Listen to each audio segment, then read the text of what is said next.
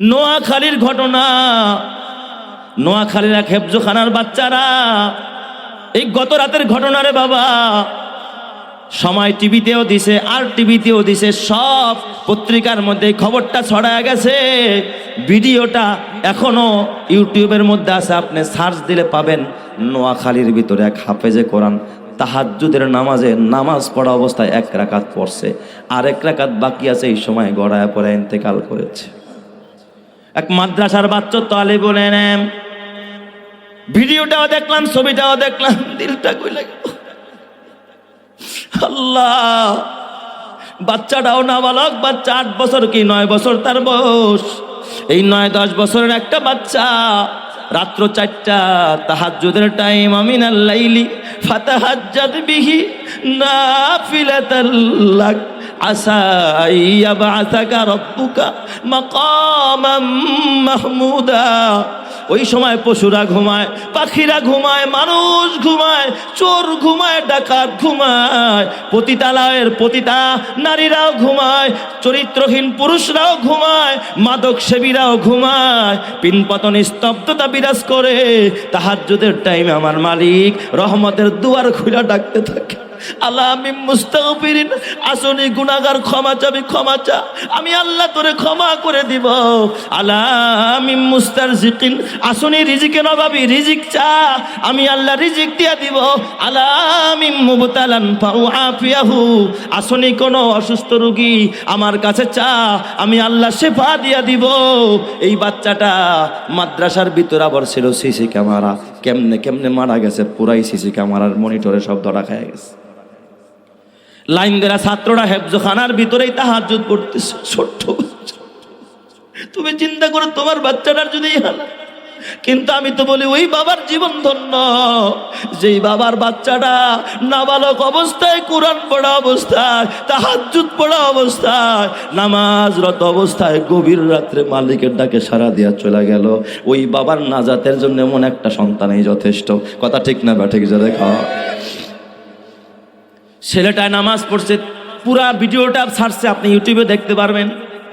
নোয়াখালীতে হাফেজে কোরআনের তাহাজ্জুদের নামাজের মৃত্যু, এই নামে আপনি সার্চ দিয়েন, আমার কথার বাস্তবতা আপনি নিজের চোখে দেখেন, এরপরে আমারে বললেন।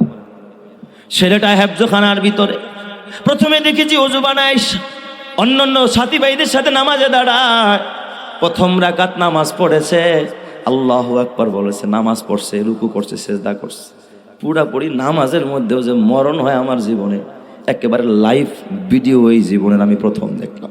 ওর ভিডিওটা আমার সত্যি নারাজ হয়ে গেছে, ঈর্ষা লাগছে।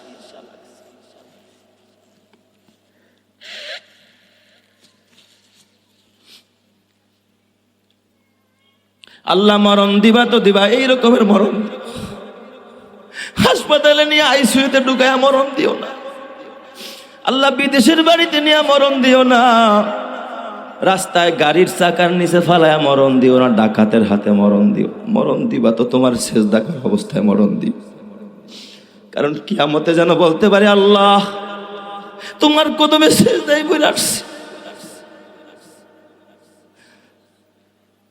জীবনে ভালো কোনো আমল নাই রে বাবা, কি আমল নিয়ে কবরে রওনা করলো আমার পর্দারের মা। মাগো, বাচ্চারা 1 রাকাত নামাজ পড়েছে, 2য় রাকাতের জন্য যখন দাঁড়াইছে, হয়তো সূরা পড়েছে, সূরা পড়ার পরে হয়তো আর রুকুতে যাবে, এখন যাইতে পারে। পাশে আরেকটা ছাত্র ছিল, ওর উপরে এমনি হেলা পড়ে গেছে। পাশের ছেলেটাও তো নাবালক বাচ্চা, বুঝেও নাই, মনে করছে ঢং করে মনে হয়। তারপরেও ছেলেটা তারে ধরছে, ধরতে অমনি হাতের মধ্যে দেখি শুয়ে পড়ছে। আরো কয়েকজন ছাত্ররা ধইরা বাহিরে নিয়ে গেছে, বাহিরের হালাতটা দেখি। কিন্তু প্রতিবেদনে লেখছে তারা চেষ্টা করছিল মেডিকেলে নিয়ে যাইতে, কিন্তু মেডিকেলও নিতে পারে নাই, ফজরের টাইমও হয় নাই, তাহাজ্জুদের টাইম, পথের মধ্যেই মারা গেছে। তাহাজ্জুদের নামাজের মধ্যে আল্লাহ কবুল করছে। ওই বাবার জীবন কত ধন্য, এ যেই বাবার সন্তানটা তাহাজ্জুদ পইরা খোদার কবরে পাড়ি জমাইলো, কিয়ামতের ময়দানে এই ছেলের বাবার আল্লাহ তাআলা কি পরিমাণ ইজ্জত দিবে, কি পরিমাণ সন্তান দিবে। তোর ছেলে তো মদ খাইয়াও মরতে পারে, তোর মেয়েটা তো টিকটক করতে গিয়েও মরতে পারে। গত 3 দিন আগের যাত্রাবাড়ির ঘটনা, হাই ভোল্টেজ তারের কাছে 2টা যুবতী মেয়ে অঙ্গভঙ্গি কইরা টিকটক করতে গিয়া ছাদের মধ্যে হাই ভোল্টেজ তারে তাকে ধরে বসছে, আগুনে পুরা জায়গায় মারা গেছে। এই ঘটনা আমার থেকে এলাকার যুবকরা ভালো জানে, ঠিক না যুবক? কি বলো, ঠিক কিনা না বেঠিক? মারা গেছে। শুধু তাই না রে যুবক, আল আমিন নামে আরেক টিকটকার ময়মনসিংহে পেট্রোল জ্বালায়া ফানি ভিডিও বানাইতে গেছে, পুকুরের মধ্যে পেট্রোল ঢাইলা তারপরে ডুব দিবে, আগুনের তাপ নিবে মানুষ হাসানের জন্য। এই জন্য আমার আল্লাহ কয় ফালিয়া দাকু কলিলা ওয়ালিয়া বকু কাসীরা, কম কম হাসো, বেশি বেশি কাঁদো, এত হাসাইতে হয় না। আলামিনের 40% শরীরের অংশ পুড়ে গেছে, তারা বাঁচানোটা কষ্ট হয়ে যাবে। আল্লাহর ধরা বড় শক্ত ধরা। নাফরমানি করবি, কবরে যাইতে হবে, কি জবাব দিবে হাসরের ময়দানে দাঁড়ায়া? এই জন্য আমার বাবা ও আমার পর্দার মা, এই অলংকারের জন্য কত বাহানা করলি রে মা। এ যুবক, একটু ভবন করার জন্য, ভালো থাকার জন্য, ভালো খাওয়ার জন্য ডাইন হাতে কামালি, বাম হাতেও কামালি, আরেকজনের মাইরা খালি জুলুম করলি, হারাম কামাই করলি। 40,000 দিয়া মোবাইল কিনলি, 50,000 দিয়া ঘরে LG টেলিভিশন কিনলি, পুরা ঘরটার জাহান্নাম বানায় ফেলছস রে যুবক। কেমনে জান্নাতে যাবে? নাজাতের তোর জরিয়া নাই। এই যে ঈদগাহ ময়দান কত সুন্দর ময়দান, দেখলাম কত সুন্দর বাউন্ডারি হয়েছে, লক্ষ লক্ষ টাকা খরচ হয়েছে। এ যুবক ভাই, তোর হাতে পায়ে ধরে বলা যায়। আমি বাকি কথাগুলো বলার আগে আগে, তাহাজ্জুদ পড়লে যে 5টা পুরস্কার পাইবা, বাকি কথাগুলো বলার আগে এখানে আমি এমন কিছু যুবক চাই, এমন কিছু বুড়া বাবা চাই, এমন কিছু পর্দারের মা চাই, যেই মায়েরা, যেই বাবারা, যেই বোনেরা, যেই প্রবাসী ভাইরা এই আল্লাহর কাজের জন্য, নবীর ঘরের কাজের জন্য, এই ঈদগাহের জন্য, এই কোরআনের প্রতিষ্ঠানের জন্য এমন কোন বান্দা যদি থাকেন, হুজুর আমি আর গুনার মাঝে মাঝে আমি কি করি জানেননি? মাঝে মাঝে আমি করি যেটা আমার হেফজোখানার বাচ্চারা যখন ভোর রাতে ওরা তাহাজ্জুদ পড়তে ওঠে। বাংলাদেশে এমন কোনো হেফজোখানা নাই, মাদ্রাসা নাই যেখানে ছাত্ররা ভোর রাতে তাহাজ্জুদ পড়ে না। ওদের সিস্টেম রুটিনেই হলো 3টায় 3:30টায় উঠতে হবে, টাইম অনুযায়ী 1-1.5 ঘন্টা আগে উঠতে হয় ফজরের তাহাজ্জুদের টাইমে। ওই সময় উঠা আহারে। আর এই হেফজোখানায় সাধারণত বড় বাচ্চা ভর্তি করা হয় না। আমাদের ওখানে নিয়ম হলো নাবালেগ হইতে হবে, না হয়তো সেই হেফজখানায় কি হবে না, ভর্তি হওয়ার যোগ্য নয়। তোমার কিতাবখানায় দিয়ে দেবে, হেফজখানায় রাখা হবে না। ছোট ছোট বাচ্চারা 8, 10, 7, 9, 11, সর্বোচ্চ 12 হইতে পারে, দেখতে ছোট, এইগুলো আমরা ভর্তি করি আর কি। মাঝে মাঝে হেফজোখানার বাচ্চাগুলো ঠান্ডা পানি দিয়ে ওযু বানায়। এই কনকনে শীতের মধ্যে মানুষ ল্যাপের ভিতর থেকে কম্বল ছাড়া বের হয় না। এই বাচ্চারা ঠান্ডা পানি দিয়ে ওযু বানায়। অনেক সময় এতিম বাচ্চা থাকে, মা নাই বাবা নাই। একদিন আমি উপরে গেছি, যায়া দেখি বাচ্চারা ওযু বানাইতেছে। একটা ছোট্ট বাচ্চা ছিঁড়া একটা রুমাল, ওই যে লাল রুমাল, মনে হয় ওই সুতা উঠতে উঠতে মানে দুবলার মতো এরকম হয়ে গেছে মাথার মধ্যে, মানে পুরান একটা রুমাল, ওইটাই পেঁচায় রাখছে গলার মধ্যে। ওযু বানাইছে, এমনি এমনি কাঁপতেছে, এই থরথর করে কাঁপতেছে। শরীরে তো আর কোনো সুইটার মুইটার নাই, একটা রুমাল পেঁচানো।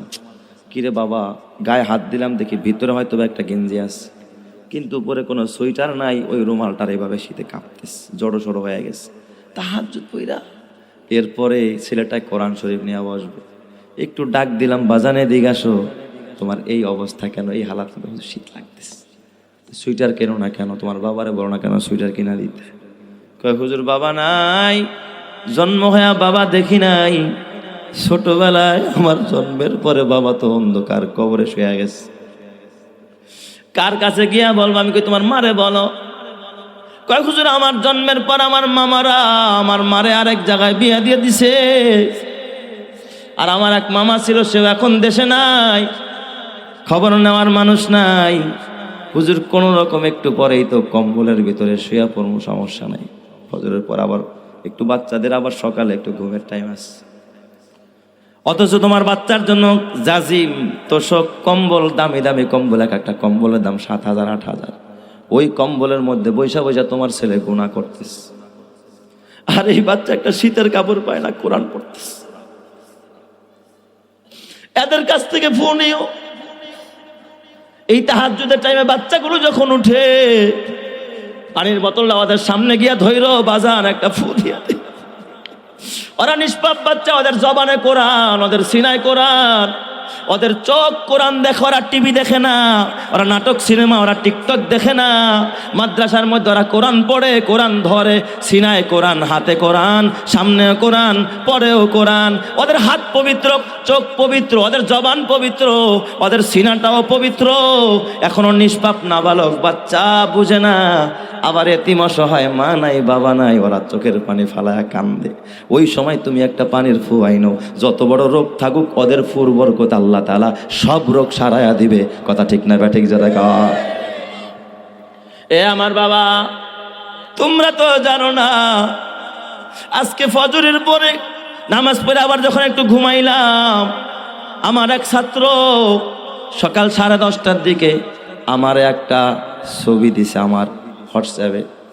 ওইটা উঠার পরে আমি চেক করলাম, দেখি কেউ কোনো জরুরি মাহফিলের জন্য অনেকে ফোন টোন করে, দিছে কিনা দেখাই, ওই ছবিটা দেখাই, দেখে আমার ওই জায়গার ভিতরে আমি একেবারে বিহবল হয়ে পড়লাম, শরীরটা যেন ভেঙে পড়লো, বসে পড়ছি জায়গার ভিতরে। দৃশ্যটা দেখে আমি আর সহ্য করতে পারি নাই। আল্লাহ তাআলা কবুল করছে, ওই সময় তোমার কবুল হয়। কখন গিয়া চাও? ডাক্তারের কাছে দৌড়াও, রোগ ভালো হয় না, মেয়ে বিয়ে হয় না, ছেলেটা মাদক সেবী হয়ে গেছে, রাস্তায় রাস্তায় কান্দো। কবিরাজের কাছে যাও, ডাক্তারের কাছে যাও, কবিরাজ পারবে না, ডাক্তার পারবে না।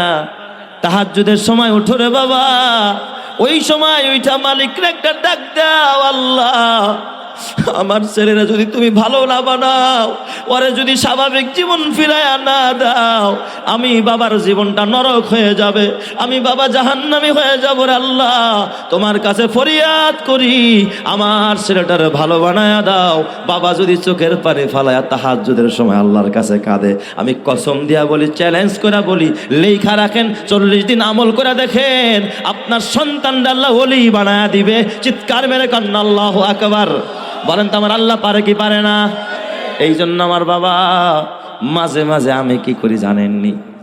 মাঝে মাঝে আমি করি যেটা, আমার হেফজোখানার বাচ্চারা যখন ভোর রাতে ওরা তাহাজ্জুদ পড়তে ওঠে, বাংলাদেশে এমন কোনো হেফজোখানা নাই, মাদ্রাসা নাই যেখানে ছাত্ররা ভোর রাতে তাহাজ্জুদ পড়ে না।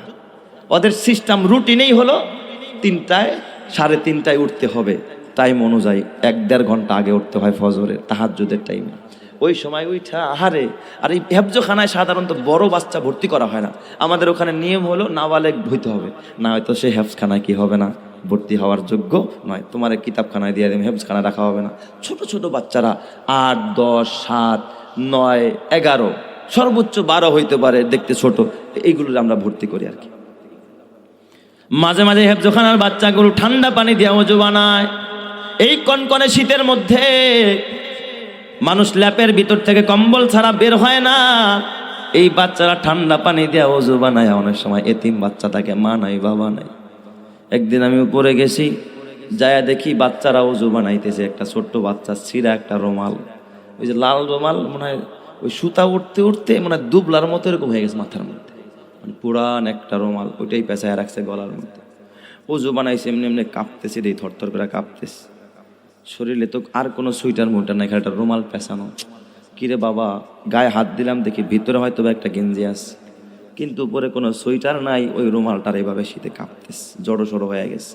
তাহাজ্জুদ পইরা এরপরে ছেলেটায় কোরআন শরীফ নিয়ে বসবে, একটু ডাক দিলাম, বাজানে দিক আসো, তোমার এই অবস্থা কেন, এই হালাত, শীত লাগতেছে, সুইটার কেন না কেন, তোমার বাবারে বলো না কেন সুইটার কিনা দিতে। কয় হুজুর বাবা নাই, জন্ম হয়ে বাবা দেখি নাই, ছোটবেলায় আমার জন্মের পরে বাবা তো অন্ধকার কবরে শুয়ে গেছে। কার কাছে গিয়া বলবো? আমি কই তোমার মারে বলো। কয় হুজুর আমার জন্মের পর আমার মামারা আমার মারে আরেক জায়গায় বিয়া দিয়ে দিছে, আর আমার এক মামা ছিল, সে এখন দেশে নাই, খবর নেওয়ার মানুষ নাই। হুজুর কোন রকম একটু পরেই তো কম্বলের ভিতরে শুয়া পড়বো, সমস্যা নাই, ফজরের পর আবার একটু বাচ্চাদের আবার সকালে একটু ঘুমের টাইম আছে। অথচ তোমার বাচ্চার জন্য জাজিম তোষক কম্বল, দামি দামি কম্বল, এক একটা কম্বলের দাম 7,000 8,000। ওই কম্বলের মধ্যে বৈশা বৈশা তোমার ছেলে গুনাহ করতেছে, আর এই বাচ্চা একটা শীতের কাপড় পায় না, কোরআন পড়তেছে। এদের কাছ থেকে ফু নিও। এই তাহাজ্জুদের টাইমে বাচ্চাগুলো যখন উঠে, পানির বোতলটা ওদের সামনে গিয়া ধৈর বাজার একটা ফু দিয়া দে। ওরা নিষ্পাপ বাচ্চা, ওদের জবানে কোরআন, ওদের সিনায় কোরআন, ওদের চোখ কোরআন দেখে, ওরা টিভি দেখে না, ওরা নাটক সিনেমা, ওরা টিকটক দেখে না। মাদ্রাসার মধ্যে ওরা কোরআন পড়ে, কোরআন ধরে, সিনায় কোরআন, হাতে কোরআন, সামনেও কোরআন, পরেও কোরআন। ওদের হাত পবিত্র, চোখ পবিত্র, ওদের জবান পবিত্র, ওদের সিনাটাও পবিত্র। এখনো নিষ্পাপ নাবালক বাচ্চা, বুঝে না। আবার এতিম অসহায়, মা নাই বাবা নাই, ওরা চোখের পানি ফালায় কান্দে। ওই সময় তুমি একটা পানির ফু আইনো, যত বড় রোগ থাকুক ওদের ফুর বরকত আল্লাহ তাআলা সব রোগ সারাইয়া দিবে। কথা ঠিক না ব্যাঠিক যারা কা? এ আমার বাবা, তোমরা তো জানো না, আজকে ফজরের পরে নামাজ পড়ে আবার যখন একটু ঘুমাইলাম, আমার এক ছাত্র সকাল 10:30টার দিকে আমার একটা ছবি দিছে আমার হোয়াটসঅ্যাপে। ওইটা উঠার পরে আমি চেক করলাম, দেখি কেউ কোনো জরুরি মাহফিলের জন্য অনেকে ফোন টোন করে, দিছে কিনা দেখাই। ওই ছবিটা দেখাই দেখে আমার ওই জায়গার ভিতরে আমি একেবারে বিহবল হয়ে পড়লাম, শরীরটা যেন ভেঙে পড়লো, বসে পড়ছি জায়গার ভিতরে।